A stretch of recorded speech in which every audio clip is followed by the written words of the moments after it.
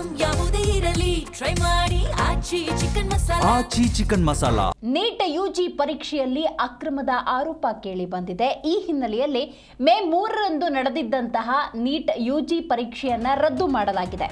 ರಾಷ್ಟ್ರೀಯ ಪರೀಕ್ಷಾ ಪ್ರಾಧಿಕಾರ ಹೊರಡಿಸಿರುವಂತಹ ಆದೇಶ ಇದು. ನೀಟ್ ಯುಜಿ ಪರೀಕ್ಷೆಯಲ್ಲಿ ಅಕ್ರಮದ ಆರೋಪ ಕೇಳಿ ಬಂದಿದೆ. ನೀಟ್ ಪರೀಕ್ಷೆಯನ್ನ ಪರೀಕ್ಷಾ ಸಂಸ್ಥೆ ರದ್ದು ಮಾಡಿದೆ. ಮೇ 3ರಂದು ನಡೆದಿರುತ್ತೆ ನೀಟ್ ಯುಜಿ ಪರೀಕ್ಷೆ. ರಾಷ್ಟ್ರೀಯ ಪರೀಕ್ಷಾ ಸಂಸ್ಥೆ ಈ ಆದೇಶವನ್ನ ಹೊರಡಿಸಿದೆ. ಪ್ರಶ್ನೆ ಪತ್ರಿಕೆ ಸೋರಿಕೆ ಆರೋಪದ ಹಿನ್ನೆಲೆಯಲ್ಲಿ ಕಟ್ಟುನಿಟ್ಟಿನ ಕ್ರಮಕ್ಕೆ ಮುಂದಾಗಲಾಗಿದೆ. ಹೌದು, ಪ್ರಶ್ನೆ ಪತ್ರಿಕೆ ಸೋರಿಕೆ ಆರೋಪಗಳು ಕೇಳಿ ಬಂದ ಹಿನ್ನೆಲೆಯಲ್ಲಿ ಮೇ 3ರಂದು ನೀಟ್ ಯುಜಿ 2026 ಪರೀಕ್ಷೆಯ ನಡೆದಿತ್ತು. ಅದನ್ನು ರದ್ದು ಮಾಡಲಾಗಿದೆ. ದೇಶದಾದ್ಯಂತ ವಿದ್ಯಾರ್ಥಿಗಳಲ್ಲಿ ಆತಂಕ ಮತ್ತು ಚರ್ಚೆಗೆ ಇದು ಕಾರಣವಾಗಿದೆ. ಪ್ರಶ್ನೆ ಪತ್ರಿಕೆ ಸೋರಿಕೆ ಆರೋಪಗಳು ಕೇಳಿ ಬಂದ ಹಿನ್ನೆಲೆಯಲ್ಲಿ ತೆಗೆದುಕೊಂಡಿರುವಂತಹ ನಿರ್ಧಾರ ಇದು. ಕೇಂದ್ರ ಸರ್ಕಾರ ಹಾಗೂ ರಾಷ್ಟ್ರೀಯ ಪರೀಕ್ಷಾ ಸಂಸ್ಥೆ ಸಂಬಂಧಿತ ಸಂಸ್ಥೆಗಳು ತಕ್ಷಣವೇ ಕ್ರಮವನ್ನು ತೆಗೆದುಕೊಂಡಿದ್ದಾವೆ. ಪರೀಕ್ಷೆಯನ್ನು ಸಂಪೂರ್ಣವಾಗಿ ರದ್ದುಪಡಿಸಿ ಸಿಬಿಐ ತನಿಖೆಗೆ ಆದೇಶವನ್ನು ಕೊಡಲಾಗಿದೆ. ಈ ಘಟನೆ ಭಾರತದ ಪ್ರಮುಖ ವೈದ್ಯಕೀಯ ಪ್ರವೇಶ ಪರೀಕ್ಷೆಯ ವಿಶ್ವಾಸಾರ್ಹತೆಯ ಬಗ್ಗೆ ಗಂಭೀರ ಪ್ರಶ್ನೆಗಳನ್ನು ಹುಟ್ಟುಹಾಕಿದೆ. ಹೌದು, ಮೇ 3ರಂದು ನಡೆದಂಥ ನೀಟ್ ಯುಜಿ 2026 ಪರೀಕ್ಷೆಯಲ್ಲಿ ಅಕ್ರಮ ನಡೆದಿರುವ ಆರೋಪದ ಹಿನ್ನೆಲೆಯಲ್ಲಿ ಪರೀಕ್ಷೆಯನ್ನು ರದ್ದು ಮಾಡಲಾಗಿದೆ. ಹಾಗಾದರೆ ಪರ್ಯಾಯ ಪರೀಕ್ಷೆ ಅಥವಾ ಎಕ್ಸಾಮ್ ಇದರ ಬಗ್ಗೆ ಯಾವುದಾದ್ರೂ ಆದೇಶವನ್ನು ಹೊರಡಿಸಿದ್ದಾರಾ ಅಥವಾ ಕೇವಲ ರದ್ದು ಅನ್ನುವಂಥ ನಿರ್ಧಾರಕ್ಕೆ ಬಂದಿದ್ದಾರೆ? ಈ ಬಗ್ಗೆ ಹೆಚ್ಚಿನ ಡೀಟೇಲ್ಸನ್ನು ನಮ್ಮ ಪ್ರತಿನಿಧಿ ಪ್ರಸನ್ನ ದೇವನು ನೀಡ್ತಾ ಹೋಗ್ತಾರೆ. ಪ್ರಸನ್ನ, ನೀಟ್ ಯುಜಿ ಪರೀಕ್ಷೆ ಅಕ್ರಮದ ಹಿನ್ನೆಲೆಯಲ್ಲಿ ಈಗ ಪರೀಕ್ಷೆಯನ್ನು ರದ್ದು ಮಾಡಲಾಗಿದೆ. ರಾಷ್ಟ್ರೀಯ ಪರೀಕ್ಷಾ ಸಂಸ್ಥೆ ಕೊಟ್ಟಿರುವಂಥ ಆದೇಶದಲ್ಲಿ ಯಾವೆಲ್ಲ ಪ್ರಮುಖ ವಿಚಾರಗಳಿದ್ದಾವೆ? ಅಂದರೆ ಇದು ರದ್ದಾದರೆ ಪರ್ಯಾಯ ಪರೀಕ್ಷೆ ಬಗ್ಗೆ ಏನಿದೆ, ವಿದ್ಯಾರ್ಥಿಗಳಿಗೆ ಸದ್ಯಕ್ಕಿರುವಂತಹ ಆತಂಕ, ಈ ಆಯಾಮದಲ್ಲಿ ಏನೆಲ್ಲ ಮಾಹಿತಿ ಲಭ್ಯವಾಗ್ತಾ ಇದೆ? ದಿವ್ಯಾ, ಇದು ಅತಿ ದೊಡ್ಡ ಒಂದು ಸಮಸ್ಯೆ ಅಂತ ಹೇಳ್ಬೋದು. ಯಾಕಂತಂದ್ರೆ ನೀಟ್ ಎಕ್ಸಾಮ್ ಇದುವರೆಗೂ ಕೂಡ ಬಹಳ ಚೆನ್ನಾಗಿ ನಡ್ಕೊಂಡ್ ಬರ್ತಾ ಇತ್ತು ರಾಷ್ಟ್ರೀಯ ಮಟ್ಟದಲ್ಲಿ. ಇದನ್ನ NTA ಅದೇ ನ್ಯಾಷನಲ್ ಟೆಸ್ಟ್ ಮಾಡುವಂತಹ ಒಂದು ಏಜೆನ್ಸಿ ಮಾಡ್ತಾ ಇದ್ದಂತ ಇದು. ಆದ್ರೆ ಈ ಬಾರಿ NTA ಬಹಳ ಸ್ಪಷ್ಟವಾಗಿ ಮತ್ತೆ ಇವತ್ತು ಟ್ವೀಟ್ ಕೂಡ ಮಾಡಿದೆ. ಅದ್ರ ಪ್ರಕಾರ ಈ ಎಕ್ಸಾಮ್ ನ ಕ್ಯಾನ್ಸಲ್ ಮಾಡಿದೀವಿ. ಅಂದ್ರೆ ಮೇ 3ನೇ ತಾರೀಕು ಸುಮಾರು ದೇಶಾದ್ಯಂತ 22 ಲಕ್ಷ ಜನ ಇದನ್ನ ನೀಟ್ ಎಕ್ಸಾಮ್ ನ ಬರೀತಾರೆ. ವೈದ್ಯಕೀಯ ಕೋರ್ಸ್ಗಳಿಗೆ ಆಯ್ಕೆ ಆಗ್ಬೇಕಂದ್ರೆ ನೀಟ್ ಅನ್ನ ಬರೀಲೇಬೇಕಾಗ್ತದೆ. ಬಹಳ ಒಂದು ಪ್ರತಿಷ್ಠಿತ ಎಕ್ಸಾಮ್ ಇದು. ಆದ್ರೆ ಡೆಲ್ಲಿನಲ್ಲಿ ಒಂದು ಕೇಸ್ ನ ಪೊಲೀಸ್ನವರು ಹಿಡಿತಾರೆ. ಅದರಲ್ಲಿ ಒಬ್ಬ ಡಾಕ್ಟರ್ ಸೇರಿದಂತೆ 4 ಜನ ಆರೋಪಿತರನ್ನ ಬಂಧಿಸ್ತಾರೆ. ಆರೋಪಿತರು ಈ ಪೇಪರ್ ನ ಲೀಕ್ ಮಾಡಿದ್ದಾರೆ ಅಂತ ಆರೋಪ ಕೇಳಿ ಬಂದಿದೆ. ಆದ್ರೆ ಅದನ್ನ ಇನ್ವೆಸ್ಟಿಗೇಷನ್ ಮಾಡೋ ಸಂದರ್ಭದಲ್ಲೂ ಕೂಡ ಇವರು 4 ಜನ ಕೂಡ ಫೇಕ್ ಪೇಪರ್ಗಳನ್ನ ಇವರು ಕ್ರಿಯೇಟ್ ಮಾಡಿ ಸುಮಾರು 18 ವಿದ್ಯಾರ್ಥಿಗಳಿಂದ 30 ಲಕ್ಷ ರೂಪಾಯಿ ದುಡ್ಡನ್ನ ವಸೂಲಿ ಮಾಡ್ತಾ ಇರ್ತಾರೆ ಅನ್ನುವಂತ ಮಾಹಿತಿ ಆ ಒಂದು ಡೆಲ್ಲಿ ಪೊಲೀಸ್ನವರು ಇದಕ್ಕೆ ಪ್ರೆಸ್ ಮೀಟ್ ಕೂಡ ಮಾಡ್ತಾರೆ. ತದನಂತರ ಈ ಒಂದು ಏನಾಗುತ್ತೆ, ನೀಟ್ ಎಕ್ಸಾಮ್ ದಿನ ಇರುತ್ತೆ, ಹಿಂದಿ ಮೀಡಿಯಂ ಸ್ಟೂಡೆಂಟ್ಸ್ಗೆ ಇಂಗ್ಲಿಷ್ ಮೀಡಿಯಂ ಪೇಪರ್ ನ ಕೊಟ್ಬಿಟ್ಟಿರ್ತಾರೆ. ಹಾಗಾಗಿ ಅದು ಬಹಳ ಒಂದು ಸಮಸ್ಯೆಗೆ ಈಡು ಮಾಡಿರುತ್ತೆ. ಯಾರು ಹಿಂದಿ ಮೀಡಿಯಂ ಚೂಸ್ ಮಾಡಿರ್ತಾರೆ ಅವ್ರು ಇಂಗ್ಲಿಷ್ ಪೇಪರ್ ಕೊಟ್ಟಿರ್ತಾರೆ. ಈ ರೀತಿಯಾಗಿ ಈ ಪರೀಕ್ಷೆ ನಡೆದ ರೀತಿಯಲ್ಲಿ ಹಲವು ವ್ಯತ್ಯಾಸಗಳು ಕಂಡು ಬಂದಿರುವ ಹಿನ್ನೆಲೆಯಲ್ಲಿ ಜೊತೆನಲ್ಲಿ ಈ ಒಂದು ಲೀಕ್ ಪ್ರಕರಣ ಕೂಡ ಬಂದಿರೋ ಹಿನ್ನೆಲೆಯಲ್ಲಿ ಈಗ ಬಹಳ ಪ್ರತಿಷ್ಠಿತವಾದ ಈ ಎಕ್ಸಾಮ್ ನ ಎಕ್ಸಾಮ್ ಮಾಡ್ಲಿಕ್ಕೆ ಈಗ ಆದೇಶವನ್ನ ಹೊರಡಿಸಿರುವಂತದ್ದು. ಈಗ NTA ಆದೇಶವನ್ನ ಮಾಡಿರುವಂತದ್ದು. ಮತ್ತೆ ಇದು ಮರು ಎಕ್ಸಾಮ್ ಮಾಡ್ತೀವಿ. ಮತ್ತೊಮ್ಮೆ ವಿದ್ಯಾರ್ಥಿಗಳು ರಿಜಿಸ್ಟರ್ ಮಾಡ್ಕೊಳ್ಳೋ ಅಗತ್ಯ ಇಲ್ಲ.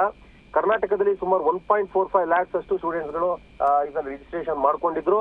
ಮೇ 3ಕ್ಕೆ ಎಕ್ಸಾಮ್ ನಡೆದಿತ್ತು. ಆದ್ರೆ ಈ ಎಕ್ಸಾಮ್ಗೆ ಮತ್ತೆ ಇವರು ರಿಜಿಸ್ಟ್ರೇಷನ್ ಮಾಡ್ಕೊಳ್ಳುವಂತ ಯಾವುದೇ ಅಗತ್ಯ ಇಲ್ಲ, ಶುಲ್ಕ ಭರಿಸುವಂತ ಅಗತ್ಯ ಕೂಡ ಇಲ್ಲ. ಆದ್ರೆ ಎಕ್ಸಾಮ್ ದಿನಾಂಕವನ್ನ ಹೇಳ್ತೀವಿ ಅಂತ ಹೇಳಿ NTA ಹೇಳ್ತಾ ಇರುವಂತದ್ದು. ಆದ್ರೆ ಈಗ ಪ್ರಾಬ್ಲಮ್ ಏನಂತಂದ್ರೆ ವಿದ್ಯಾರ್ಥಿಗಳಿಗೆ 2ನೇ ಬಾರಿ ಮತ್ತೆ ಎಫರ್ಟ್ ಅನ್ನ ಹಾಕ್ಬೇಕಾಗ್ತದೆ. ಅವ್ರ ಎಫರ್ಟ್ ಹಾಕಿ ಎಕ್ಸಾಮ್ ನ ಮತ್ತೆ ಬರೀಬೇಕಾಗ್ತದೆ. ಹಾಗಾಗಿ ನ್ಯಾಷನಲ್ ಟೆಸ್ಟಿಂಗ್ ಏಜೆನ್ಸಿ ಏನಿದೆ ಅದು ಈ ರೀತಿಯಾಗಿ ಇದರಲ್ಲಿ ಪರೀಕ್ಷಾ ಪದ್ಧತಿ ನಾವು ಮಾಡಿದ ರೀತಿನ ಹಲವು ಲೋಪಗಳು ಕಂಡು ಬಂದ ಹಿನ್ನೆಲೆಯಲ್ಲಿ ಈ ಒಂದು ನೀಟ್ ಎಕ್ಸಾಮ್ ನ ಮತ್ತೆ ಮಾಡ್ತೇವೆ. ಆ ಹಿನ್ನೆಲೆಯಲ್ಲಿ ಹಿಂದೆ ಏನು ಮೇ 3ಕ್ಕೆ ನಡೆದಿದ್ದಂತ ಎಕ್ಸಾಮ್ ನ ಕ್ಯಾನ್ಸಲ್ ಮಾಡಿದ್ದೇವೆ ಅನ್ನುವಂತ ವಿಚಾರವನ್ನ ಇವತ್ತು ಟ್ವೀಟ್ ಮೂಲಕ ಬಹಳ ಸ್ಪಷ್ಟವಾಗಿ ಒಂದು ವಿಷಯನ ತಿಳಿಸಿದ್ದಾರೆ. ದಿವ್ಯಾ, ಪ್ರಸನ್ನ, ಈಗ ರಾಜಸ್ಥಾನದಲ್ಲಿ ನಡೆದಂಥ ನೀಟ್ ಯುಜಿ ಪರೀಕ್ಷೆಯ ಪ್ರಶ್ನೆ ಪತ್ರಿಕೆ ಲೀಕ್ ಆಗಿರುತ್ತೆ. ಅದರಲ್ಲಿದ್ದಂಥ 15ಕ್ಕೂ ಹೆಚ್ಚು ಪ್ರಶ್ನೆಗಳು ಇಲ್ಲಿ ಬಂದಿರುತ್ತೆ. ಈ ಥರದ ಒಂದಷ್ಟು ಆರೋಪಗಳಿರೋದ್ರಿಂದಾಗಿ ದೊಡ್ಡ ಮಾಫಿಯಾನೇ ಇರಬೇಕು. ರಾಜಸ್ಥಾನ ಟು ಕೇರಳ ಇದರ ಹಬ್ ಇದೆ. ಜೊತೆಗೆ ಲಕ್ಷಾಂತರ ರೂಪಾಯಿ ವ್ಯವಹಾರ ಆಗುತ್ತೆ ಅನ್ನೋದಾದರೆ ಇದನ್ನು CBI ಗಂಭೀರವಾಗಿ ಪರಿಗಣಿಸಬೇಕು. ತನಿಖೆಯ ದಿಕ್ಕಿನಲ್ಲಿ ಏನೆಲ್ಲ ಮಾಹಿತಿ ಲಭ್ಯವಾಗ್ತಿದೆ ಹಾಗಾದರೆ? ಇದು ಮುಖ್ಯವಾಗಿ ಏನಂತಂದ್ರೆ ಡೆಲ್ಲಿ, ರಾಜಸ್ಥಾನ್, ಉತ್ತರ ಪ್ರದೇಶ್, ಬಿಹಾರ ಈ ಸ್ಟೇಟ್ಗಳಲ್ಲಿ ಈ ಪೇಪರ್ನ ಲೀಕ್ ಆಗಿದೆ ಅನ್ನುವಂತ ಮಾಹಿತಿಗಳು ಲಭ್ಯ ಆಗಿರೋ ಹಿನ್ನೆಲೆಯಲ್ಲಿ ಸಿಬಿಐ ತನಿಖೆಗೆ ಈಗ ಸರ್ಕಾರ ಆದೇಶವನ್ನ ಕೊಟ್ಟಿರುವಂತದ್ದು. ಯಾಕೆ ತನಿಖೆ ಯಾವಾಗಾಯ್ತು, ಲೀಕ್ ಇಂದ ಕಾರಣ ಏನು, ಮತ್ತೆ ಈ ರೀತಿಯಾದಂತಹ ಅತ್ಯಂತ ಪ್ರಮುಖವಾದ ಒಂದು ಪೇಪರ್ ಲೀಕ್ ಆಗಕ್ಕೆ ಸಾಧ್ಯ, ಎಲ್ಲ ವಿಚಾರಗಳನ್ನ ಸಿಬಿಐ ತನಿಖೆ ಆರಂಭ ಆಗಿರುವಂತದ್ದು. ಇದರಿಂದ ಇನ್ನು ಬಹಳ ದೊಡ್ಡ ಮಾಫಿಯಾ ಬಹಳ ಸೈಲೆಂಟ್ ಆಗಿ ವರ್ಕ್ ಮಾಡ್ತಾ ಇದ್ದು ಅಂತ ಕಾಣ್ತದೆ. ಈಗ ಎಲ್ಲೋ ಒಂದ್ ಕಡೆ ಪೊಲೀಸ್ನವರು ಬೇರೆ ಬೇರೆ ಕಡೆ ಈ ರೀತಿಯಾದ ಪ್ರಕರಣಗಳನ್ನ ಪತ್ತೆ ಹಚ್ಚಿರೋ ಹಿನ್ನೆಲೆಯಲ್ಲಿ ಎಚ್ಚೆತ್ಕೊಂಡಿರುವಂತ ನೀಟ್ ಫಸ್ಟ್ ಏನು ಕೇಂದ್ರ ಸರ್ಕಾರದ ಆದೇಶದ ಮೇಲೆ ನೀಟ್ ಎಕ್ಸಾಮ್ ಏನ್ ನಡೆದಿದೆ ಅದನ್ನ ಕ್ಯಾನ್ಸಲ್ ಮಾಡಿದ್ದಾರೆ. ಯಾಕಂದ್ರೆ ಅದೇ ಎಕ್ಸಾಮ್ ಮೇಲೆ ರಿಕ್ವಿಟ್ ಮಾಡಿದ್ರೆ, ಕೌನ್ಸಿಲ್ ಮಾಡಿದ್ರೆ ವಿದ್ಯಾರ್ಥಿ ಓದಿದಂತ ವಿದ್ಯಾರ್ಥಿ, ಪ್ರತಿಭಾವಂತ ವಿದ್ಯಾರ್ಥಿಗಳಿಗೆ ಅನ್ಯಾಯ ಆಗುತ್ತೆ. ಅದನ್ನ ತಪ್ಪಿಸೋ ಸಲುವಾಗಿ ಈಗ ಆ ಎಕ್ಸಾಮ್ ನ ಕ್ಯಾನ್ಸಲ್ ಮಾಡ್ಬಿಟ್ಟು ಹೊಸದಾಗಿ ಎಕ್ಸಾಮ್ ಮಾಡ್ಲಿಕ್ಕೆ ಸರ್ಕಾರ ಆದೇಶವನ್ನ ಮಾಡಿರ್ತದೆ. ಅದು ಪ್ರಥಮ ಆದ್ಯತೆಯಾಗಿ. ಮತ್ತೆ ಹಲವು ಜನ ಕಿಂಗ್ ಪಿನ್ಗಳು ಇದರಲ್ಲಿ ಇನ್ವಾಲ್ವ್ಮೆಂಟ್ ಇದೆ ಅನ್ನುವಂಥದ್ದು ಮಾಹಿತಿ ಲಭ್ಯ ಆಗಿರೋನಲ್ಲಿ ಏನು NTA ಕೂಡ ಸಿಬಿಐ ತನಿಖೆ ಆ ಒಂದು ತಮ್ಮ ಸಂಸ್ಥೆ ಒಳಭಾಗದಲ್ಲಿ ಅಧಿಕಾರಿಗಳ ಇನ್ವಾಲ್ವ್ಮೆಂಟ್ ಇದೆಯಾ ಅನ್ನುವುದರ ಕುರಿತಂತೆ ಒಂದು ಸ್ಪಷ್ಟತೆ ಈಗ NTA ಬೇಕಾಗಿರುವ ಹಿನ್ನೆಲೆಯಲ್ಲಿ ಅವರು ಕೂಡ ಈಗ ಸಂಪೂರ್ಣ ತನಿಖೆಗೆ ಒಳಪಡಲಿಕ್ಕೆ ಸಿದ್ಧತೆಯನ್ನ ಮಾಡ್ಕೊಂಡಿರುವಂತದ್ದು. ಆ ಹಿನ್ನೆಲೆ ಮುಂದಿನ ದಿನಾಂಕವನ್ನ ಘೋಷಣೆ ಮಾಡೋದು, ಜೊತೆನಲ್ಲಿ ಈ ಒಂದು ದೊಡ್ಡ ರಾಕೆಟ್ ಏನಿದೆ, ಮೊದಲೇ ನೀಟ್ ಪೇಪರ್ನ ಲೀಕ್ ಮಾಡ್ಬಿಟ್ಟು ಲಕ್ಷಾಂತರ ರೂಪಾಯಿಗೆ ಮಾರ್ಕೊಳ್ಳೋದು, ಇದನ್ನೆಲ್ಲ ಮಾಡ್ತಾ ಇರುವಂತ ಈ ಒಂದು ಮಾಫಿಯಾ ಏನಿದೆ ಇದನ್ನ ಕಂಡಿಡಿಯಲಿಕ್ಕೆ ಸಿಬಿಐ ತನಿಖೆಗೆ ಆದೇಶವನ್ನು ಮಾಡಿರುವಂತದ್ದು. ಬಹುಶಃ ತನಿಖೆ ಹೊರ ಬಂದ್ರೆ ಯಾರೆಲ್ಲ ಇದರಲ್ಲಿ ಇನ್ವಾಲ್ವ್ಮೆಂಟ್ ಇತ್ತು, ಯಾಕಂದ್ರೆ ಇಡೀ ದೇಶದಲ್ಲಿ ಈ ಜಾಲ ಹಬ್ಬಿರುವಂತ ಕಾಣ್ತಾ ಇದೆ. ಉತ್ತರ ಪ್ರದೇಶ, ಬಿಹಾರ್ ಮತ್ತೆ ಡೆಲ್ಲಿನಲ್ಲೂ ಕೂಡ ಪ್ರಕರಣಗಳು ಪತ್ತೆಯಾಗಿರೋ ಹಿನ್ನೆಲೆಯಲ್ಲಿ ಇದನ್ನ NTA ಬಹಳ ಸೀರಿಯಸ್ ಆಗಿ ತೆಗೆದುಕೊಂಡಿರುವಂತದ್ದು. ನೀವು ಬಹಳ ಸ್ಪಷ್ಟವಾಗಿ ನೋಡ್ಬೋದು ದಿವ್ಯಾ, ಇತ್ತೀಚೆಗೆ ಏನಾಗಿದೆ, ಇಂಜಿನಿಯರಿಂಗ್ ವಿಭಾಗಕ್ಕೆ ಆರ್ಟಿಫಿಷಿಯಲ್ ಇಂಟೆಲಿಜೆನ್ಸ್ ಎಂಟ್ರಿ ಹೊಡೆದ ನಂತರ ಅಲ್ಲಿ ಎಲ್ಲೋ ಒಂದು ಕಡೆ ನಿರುದ್ಯೋಗದ ಭೀತಿ ಎದುರಾಗಿದೆ. ಬಹುತೇಕರು ಈಗ ನೀಟ್ ಎಕ್ಸಾಮ್ ಅಂದ್ರೆ ಈ ಮೆಡಿಕಲ್ ಫೀಲ್ಡ್ ಕಡೆ ಪ್ರಯತ್ನ ಮಾಡುವಂತ ಒಂದು ಹೆಚ್ಚಿನ ಒಂದು ಒತ್ತಡ ಉಂಟಾಗಿರುವಂತದ್ದು. ಆ ಹಿನ್ನೆಲೆಯಲ್ಲಿ ಈ ಬಾರಿ ದಾಖಲೆ ರಿಜಿಸ್ಟ್ರೇಷನ್ ಕೂಡ ಆಗಿದೆ. 13 ಲಕ್ಷ ಜನ ಅಂದ್ರೆ ಹುಡುಗಿಯರು ಮತ್ತೆ ಉಳಿದಂತೆ ಸುಮಾರು 9 ಲಕ್ಷ ಜನ ವಿದ್ಯಾರ್ಥಿಗಳು, ಹುಡುಗರು ಈ ಬಾರಿ ನೋಂದಣಿ ಆಗಿದ್ರು. ಆ ಹಿನ್ನೆಲೆ ಸುಮಾರು 27 ಲಕ್ಷಕ್ಕಿಂತ ಹೆಚ್ಚು ಜನ ಎಕ್ಸಾಮ್ ಅನ್ನ ಬರೆದಿದ್ರು. ಆ ಹಿನ್ನೆಲೆಯಲ್ಲಿ ಅದರ ಒತ್ತಡ ಕೂಡ ಉಂಟಾಗಿರುವಂತದ್ದು. ಆ ಹಿನ್ನೆಲೆಯಲ್ಲಿ ಈಗ ಏನು ಈ ಒಂದು ಪ್ರಕರಣ ಹೊರ ಬಂದಿರುವ ಹಿನ್ನೆಲೆಯಲ್ಲಿ ಸಂಪೂರ್ಣ ತನಿಖೆಗೆ ಸಿಬಿಐ ಈಗ ಒಂದು ತನಿಖೆ ನಡೆಸೋ ಹಿನ್ನೆಲೆಯಲ್ಲಿ ಈಗ ನೀಟ್ ಎಕ್ಸಾಮ್ ರದ್ದಾಗಿದೆ. ಮತ್ತೊಮ್ಮೆ ಎಕ್ಸಾಮ್ ನ ಬರೀಬೇಕಾಗಿದೆ ವಿದ್ಯಾರ್ಥಿಗಳು. ಪ್ರಸನ್ನ, ಈಗ ಕೇಸ್ಗೆ ಸಂಬಂಧಪಟ್ಟಂತೆ ಯಾರ್ದಾದ್ರೂ ಬಂಧನ ಪ್ರಕ್ರಿಯೆ ಆಗಿದೆಯಾ? ಇದು ಒಂದು. ಇಂತಹ ಬೆಳವಣಿಗೆಗಳು ಎರಡನೇ ಪ್ರಶ್ನೆ, ನೀಟ್ ಪರೀಕ್ಷೆಯ ಕುರಿತಂತೆ ಒಂದು ಅಸಮಾಧಾನವನ್ನ ಮತ್ತು ವಿಶ್ವಾಸಾರ್ಹತೆಯನ್ನ ಕಳ್ಕೊಳ್ಳುತ್ತೆ ಅಂತ ಅನ್ಸೋದಿಲ್ವಾ? ಖಂಡಿತವಾಗಿ. ಯಾಕಂತಂದ್ರೆ ಇದು ಹೈಲಿ ಪ್ರೊಫೆಷನಲ್ ಸ್ಕಿಲ್, ಅಂದ್ರೆ ವೈದ್ಯಕೀಯ ವೃತ್ತಿಗೆ ಆಯ್ಕೆ ಆಗುವಂತದ್ದು ಜನರ ಜೀವದ ಜೊತೆ ಚೆಲ್ಲಾಟ ಆಡ್ಲಿಕ್ಕೆ ಸಾಧ್ಯ ಇಲ್ಲ. ಯಾಕಂದ್ರೆ ಅದರಲ್ಲಿ ಅರ್ಹತೆ ಮತ್ತೆ ಪ್ರತಿಭೆ ಎರಡೂ ಇಲ್ಲ ಅಂತಂದ್ರೆ ಖಂಡಿತವಾಗಿಯೂ ಕೂಡ ಜನರು ತಮ್ಮ ಪ್ರಾಣವನ್ನು ಕಳೆದುಕೊಳ್ಳುವಂತ ಅಪಾಯ ಇದೆ. ಅದರಲ್ಲೂ ಕೂಡ ನೀಟ್ ಎಕ್ಸಾಮ್ಗೆ ಏನು ಸೆಲೆಕ್ಟ್ ಆಗಿ ಹೋಗ್ತಾರೆ ಅವರು ಖಂಡಿತವಾಗಿಯೂ ಕೂಡ ವೈದ್ಯಕೀಯ ವೃತ್ತಿಯ ವಿವಿಧ ಕೋರ್ಸ್ಗಳಿಗೆ ಆಯ್ಕೆ ಆಗೋ ಹಿನ್ನೆಲೆಯಲ್ಲಿ ಈ ಎಕ್ಸಾಮ್ ನಲ್ಲಿ ಯಾವುದೇ ರೀತಿಯಾದ ಅಂದ್ರೆ ಮಾಲ್ ಪ್ರಾಕ್ಟೀಸ್ ಮಾಡ್ಕೊಂಡು ಯಾರಾದ್ರೂ ಆಯ್ಕೆಯಾಗಿ ಬಂದ್ರೆ ಮುಂದೆ ಅವರು ಡಾಕ್ಟರ್ ಆಗಿ ಬಂದ್ರೆ ಯಾವ ರೀತಿ ಟ್ರೀಟ್ಮೆಂಟ್ ಕೊಡ್ಬೋದು, ಇವೆಲ್ಲ ಪ್ರಶ್ನೆಗಳು ಉದ್ಭವ ಆಗುತ್ತೆ. ನೀಟ್ ಅಲ್ಲಿ ಯಾವುದೇ ಇದುವರೆಗೂ ಕೂಡ ಈ ತರದ್ದು ಅಕ್ರಮ ನಡೆಯಲ್ಲ ಅನ್ನುವಂತ ನಂಬಿಕೆ ಇತ್ತು. ಆದ್ರೆ ಎಲ್ಲೋ ಒಂದು ಕಡೆ ಈ ರೀತಿಯಾದ ಪ್ರಕರಣಗಳು ಏನಾದ್ರು ಬರ್ಸ್ಟಪ್ ಆಗಿದೆ ಅಂದ್ರೆ ಈಗ ಬಹಳ ಕಡೆ ಏನಾಗಿದೆ ಅಂದ್ರೆ ಗೆಸ್ ಕ್ವಶನ್ಸ್, ಅಂದ್ರೆ ಸುಮಾರು 410 ಗೆಸ್ ಪೇಪರ್ ಅಂದ್ರೆ ಗೆಸ್ ಕ್ವಶನ್ಸ್ ಅವು ಇತ್ತು ಅನ್ನುವಂಥದ್ದು. ಅದರಲ್ಲಿ 120 ಕ್ವಶನ್ಸ್ ಏನಿದೆ ಅವುಗಳನ್ನ ನೀಟ್ ಇದರಲ್ಲಿ ಈ ಬಾರಿ ಕೆಮಿಸ್ಟ್ರಿ ಪೇಪರ್ ನಲ್ಲಿ ಇದ್ದಂತ ಬಹುತೇಕ ಪ್ರಶ್ನೆಗಳು ಇದರಲ್ಲಿ ಈಗ ನೀಟ್ ಅಲ್ಲಿ ಬಂದ ಎಕ್ಸಾಮ್ ಬರ್ತಾರಲ್ಲ ಅವೆಲ್ಲವೂ ಆ ಪೇಪರ್ ಅಲ್ಲಿ ಲೀಕ್ ಆಗಿರೋ ಪೇಪರ್ ಅದೇ ಕ್ವಶನ್ಸ್ ಇದೆ ಅನ್ನುವಂತ ಒಂದು ಇನ್ವೆಸ್ಟಿಗೇಷನ್ ಅಲ್ಲಿ ಗೊತ್ತಾಗಿರುವಂತದ್ದು.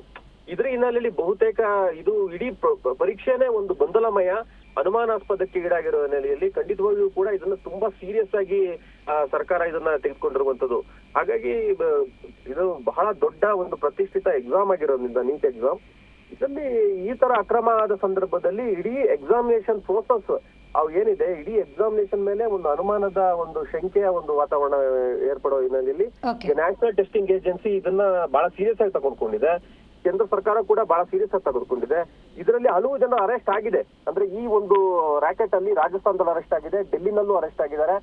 ಆದ್ರೆ ಅವರು ಹೇಗೆ ಅಂದ್ರೆ ಇದು ಗೆಸ್ ಮೂಲಕ ಮಾಡಿದಾರೋ ಅಥವಾ ಒಳಗಡೆ ಇರುವಂತ ಪೇಪರ್ ನಲ್ಲಿ ಏನು ಕ್ವಶನ್ಸ್ ಗಳು ಏನು ಆಗಿದೆ 3ನೇ ತಾರೀಕು ಬಂದಿದೆ ಅದೇ ಕ್ವಶನ್ಸ್ ಗಳು ಲೀಕ್ ಆಗಿರೋ ಪೇಪರ್ ಗೆ ಎಷ್ಟು ತಾಳೆ ಆಗುತ್ತೆ ಒಂದಕ್ಕೊಂದು ಅನ್ನೋದನ್ನ ಪರೀಕ್ಷೆ ಮಾಡ್ತಿದ್ದಾರೆ. ಲೀಕ್ ಆಗಿರೋ ನಿಜಾನ ಅನ್ನೋದ್ರ ಬಗ್ಗೆನೂ ಪರೀಕ್ಷೆ ಇದೆ.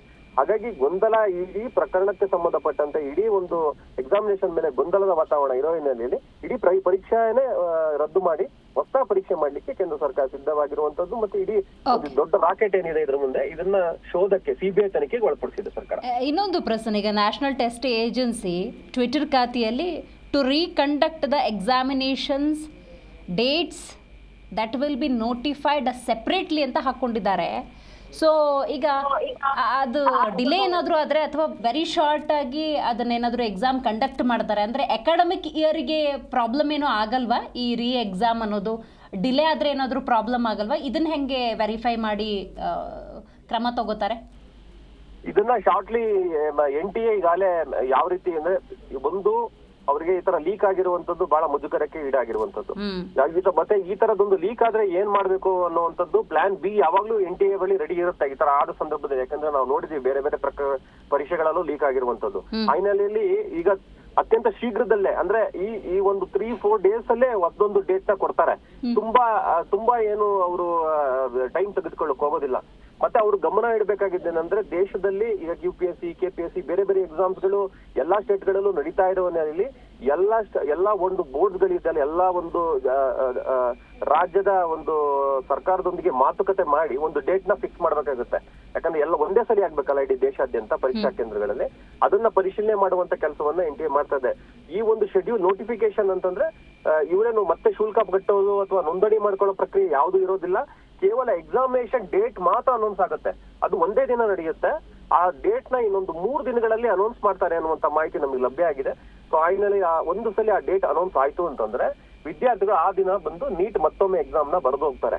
ಆದ್ರೆ ಆ ದಿನ ಎಲ್ಲಾ ರಾಜ್ಯಗಳಿಗೂ ಒಂದೇ ದಿನ ನಡೆಯೋ ಹಿನ್ನೆಲೆಯಲ್ಲಿ ಆ ದಿನ ಯಾವ್ದಾಗಿರ್ಬೇಕು ಅನ್ನೋದನ್ನ ಈಗ ಒಂದು ಸರ್ಕಾರದೊಂದಿಗೆ, ರಾಜ್ಯ ಸರ್ಕಾರದೊಂದಿಗೂ ಕೂಡ ಚರ್ಚೆ ಮಾಡಿ ಮತ್ತೊಮ್ಮೆ ಪ್ರಿಪರೇಷನ್ಗೆ ಸ್ವಲ್ಪ ಟೈಮ್ ಬೇಕಾಗಿರೋದ್ರಿಂದ ಈ ವೀಕ್ ಒಳಗೇನೆ ಮಾಡ್ತಾರೆ ಅನ್ನುವಂತ ಮಾಹಿತಿ ಲಭ್ಯ ಆಗಿರೋ ಹಿನ್ನೆಲೆಯಲ್ಲಿ ಖಂಡಿತವಾಗೂ ವಿದ್ಯಾರ್ಥಿಗಳು ಈಗಾಗಲೇ ಓದಿ ರೆಡಿ ಇರೋನಲ್ಲಿ ಮತ್ತೊಂದು ಅಟೆಂಪ್ಟ್ ಮಾಡ್ಬೇಕಾಗ್ತದೆ.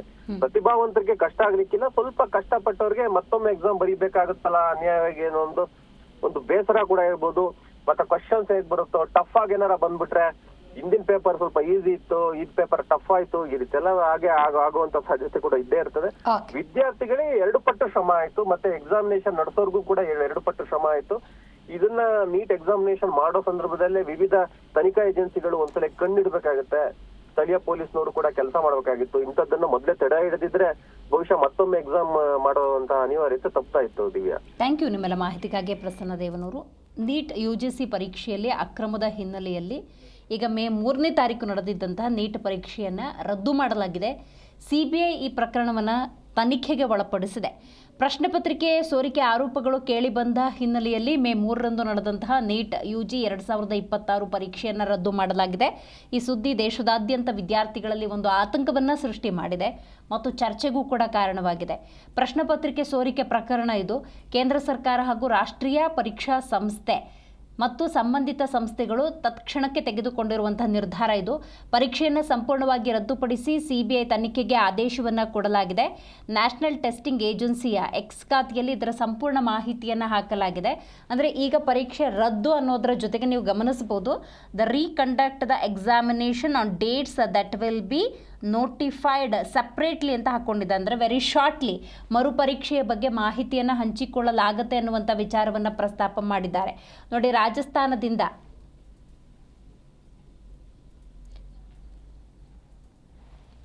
ಕೇರಳದವರೆಗೂ ಕೂಡ ಈ ಒಂದು ಹಬ್ಬಿದೆ ಅಂತ ಹೇಳಿದ್ರೆ ನೀವು ಗಮನಿಸಬಹುದು ಎಷ್ಟರ ಮಟ್ಟಿಗೆ ಇಲ್ಲಿ ಪ್ರಶ್ನೆ ಪತ್ರಿಕೆ ಸೋರಿಕೆ ಆಗಿದೆ ಅಂತ ಹೇಳಿ. ಈ ಪ್ರಕರಣದ ಹಿನ್ನೆಲೆಯನ್ನು ನಾವು ನೋಡ್ತಾ ಹೋಗೋದಾದರೆ ನೋಡಿ, ರಾಜಸ್ಥಾನದಲ್ಲಿ ಪ್ರಶ್ನೆ ಪತ್ರಿಕೆ ಸೋರಿಕೆ ಆಗಿರುತ್ತೆ. ನೀವು ಅದನ್ನು ರಿಕಾಲ್ ಮಾಡ್ಕೋಬಹುದು. ಆ ಪ್ರಶ್ನೆ ಪತ್ರಿಕೆಯಲ್ಲಿ ಸೋರಿಕೆ ಆದಂತಹ ಹಲವು ಪ್ರಶ್ನೆಗಳು ಈ ಥರ ಹಲವು ಕಡೆ ಲಭ್ಯವಾಗಿದೆ ಅನ್ನುವಂಥ ಮಾಹಿತಿ ಇದೆ. ಜೊತೆಗೆ 40ಕ್ಕೂ ಹೆಚ್ಚು ಮಂದಿಯ ಬಂಧನ ಪ್ರಕ್ರಿಯೆ ಕೂಡ ನಡೀತಾ ಇದೆ ಅನ್ನುವಂತಹ ಮಾಹಿತಿ ಲಭ್ಯವಾಗಿದೆ. 15 ಪ್ರಶ್ನೆಗಳು ಯಥಾವತ್ತಾಗಿ ಇತ್ತು ಪ್ರಶ್ನೆ ಪತ್ರಿಕೆಯಲ್ಲಿ ಅನ್ನುವಂತಹ ಮಾಹಿತಿ ಇದೆ. ಸೊ ಹಾಗಾಗಿ ಇದನ್ನು CBI ಗಂಭೀರವಾಗಿ ಪರಿಗಣಿಸುತ್ತೆ. ಯಾಕಂತ ಹೇಳಿದ್ರೆ ಪ್ರತಿಭಾವಂತ ವಿದ್ಯಾರ್ಥಿಗಳಿಗೆ ಆಗುವಂತಹ ಅನ್ಯಾಯ ಇದು. ನೀವು ಪ್ರಶ್ನೆ ಪತ್ರಿಕೆ ಸೋರಿಕೆಯಾದ ಹಿನ್ನೆಲೆಯಲ್ಲಿ ನಿಮಗೆ ಬೇಕಾದ ಹಾಗೆ ಪರೀಕ್ಷೆಯನ್ನು ಬರೀಬಹುದು ಅನ್ನೋದಾದರೆ ನೀಟ್ ಎಕ್ಸಾಮ್ ಯಾಕೆ? ಪ್ರತಿಭಾವಂತ ವಿದ್ಯಾರ್ಥಿಗಳು ಪ್ರತಿಭೆಯನ್ನು ಪ್ರದರ್ಶನ ಮಾಡ್ತಾರೆ. ಸಮಾಜಕ್ಕೆ ಒಬ್ಬ ಸ್ವಾಸ್ಥ್ಯ ವೈದ್ಯರನ್ನು ಕೊಡುವಂತಹ ಪರೀಕ್ಷೆಯಾಗಿ ಇದು ಉಳ್ಕೊಂಡಿಲ್ವಾ ಅನ್ನುವಂಥ ಪ್ರಶ್ನೆಯನ್ನು ಹುಟ್ಟು ಹಾಕತ್ತೆ. ಹಾಗಾಗಿ ಇದನ್ನು CBI ಗಂಭೀರವಾಗಿ ಪರಿಗಣಿಸಿ ಯಾವೆಲ್ಲ ಜಾಲಗಳಿದ್ದಾವೆ ಇದರಲ್ಲಿ, ಯಾರದ್ದೆಲ್ಲ ಇನ್ವಾಲ್ವ್ಮೆಂಟ್ ಇದೆ, ಆ ನಿಟ್ಟಿನಲ್ಲಿ ಖಂಡಿತವಾಗ್ಲೂ ಒಂದಷ್ಟು ಸೂಕ್ತ ರೀತಿಯ ತನಿಖೆ ಆಗುತ್ತೆ. ಬಟ್ ಇದರಲ್ಲಿ ಇನ್ನೊಂದು ಆಯಾಮವನ್ನು ನಾನು ಹೇಳಲೇಬೇಕು ನೋಡಿ. ಪ್ರಶ್ನೆ ಪತ್ರಿಕೆ ಸೋರಿಕೆಯಾದಂಥ ಪ್ರಶ್ನೆ ಪತ್ರಿಕೆಯನ್ನು ತಗೊಳ್ಳೋ ವಿದ್ಯಾರ್ಥಿಗಳಿದ್ದಾರೆ, ಅವರ ಬಗ್ಗೆ ಇವಾಗ ಸರ್ಕಾರ ಗಮನ ಹರಿಸಬೇಕಾಗತ್ತೆ. ಯಾವತ್ತೂ ನೋಡಿ, ಮೋಸ ಹೋಗೋರಿರೋವರೆಗೂ ಮೋಸ ಮಾಡೋರು ಇದ್ದೇ ಇರ್ತಾರೆ ಅನ್ನುವ ಆಯಾಮದಲ್ಲಿ ನಾವು ಹೆಂಗೆ ಯೋಚನೆ ಮಾಡ್ತೀವಿ, ಪ್ರಶ್ನೆ ಪತ್ರಿಕೆ ಸೋರಿಕೆ ಮಾಡುವ ಒಂದು ಜಾಲ ಇದ್ದರೆ ಅದನ್ನು ತಗೊಳ್ಳೋ ವಿದ್ಯಾರ್ಥಿಗಳಿದ್ದಾರೆ, ಅವರ ಮನಸ್ಥಿತಿಯನ್ನು ಕೂಡ ನಾವಿಲ್ಲಿ ಗಮನಿಸಬೇಕಾಗತ್ತೆ. ಇವತ್ತಿಗೂ ತನಿಖೆ ಆದರೆ ತನಿಖೆಯ ನಂತರದ ಸಂದರ್ಭದಲ್ಲಿ ಪ್ರಶ್ನೆ ಪತ್ರಿಕೆ ಸೋರಿಕೆ ಮಾಡ್ತಾರೆ ನೋಡಿ, ಆ ಜಾಲವನ್ನು ಕಂಡುಹಿಡಿದು ಅವರನ್ನು ಬಂಧನಕ್ಕೊಳಪಡಿಸಿ ನ್ಯಾಯಾಲಯಕ್ಕೊಳಪಡಿಸಿ ಅವರಿಗೆ ಶಿಕ್ಷೆಯನ್ನು ಒದಗಿಸುವ ವ್ಯವಸ್ಥೆ ನಮ್ಮಲ್ಲಿ ಇದೆ.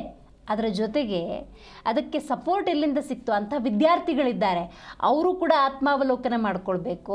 ಅವರಿಗೆ ಕಾನೂನಾತ್ಮಕವಾಗಿ ಶಿಕ್ಷೆ ಇದೆಯಾ ಇಲ್ವಾ ಇದರ ಬಗ್ಗೆ ಕೂಡ ನಾವು ಯೋಚನೆ ಮಾಡಬೇಕಾಗತ್ತೆ. ಸೊ ಹಾಗಾಗಿ ವಿದ್ಯಾರ್ಥಿಗಳು ಪ್ರಾಮಾಣಿಕವಾಗಿ ಪರೀಕ್ಷೆ ಬರೆಯುವತ್ತ ಯೋಚನೆಯನ್ನು ಮಾಡಬೇಕಾಗಿದೆ.